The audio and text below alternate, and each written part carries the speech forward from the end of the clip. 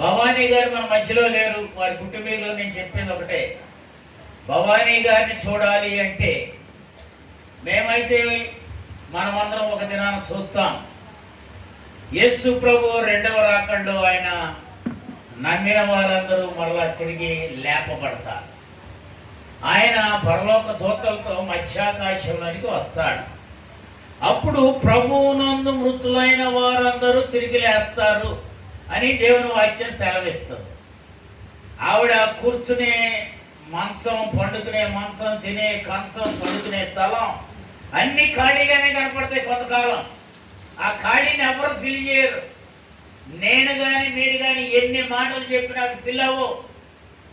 కానీ నేను చెప్పే ఒక సత్యం ఏంటయ్యా అంటే, యేసు ప్రభువును రక్షకుడిగా కలిగిన భవానీ గారు, వారి మేనల్లుడి గారి గురించి ఎక్కువగా చెప్పేది. ఎప్పుడో కానీ వారి నాన్నగారు చనిపోయినప్పుడు అనుకుంటా, నన్ను ఆ దినాన్ని కూడా ఒకసారి మన ఆదివారం జ్ఞాపకార్చుకోవడానికి రాబాబు అని నేను బాగా ఎక్కువగా అడిగింది, భోజనం చేసేయాలని.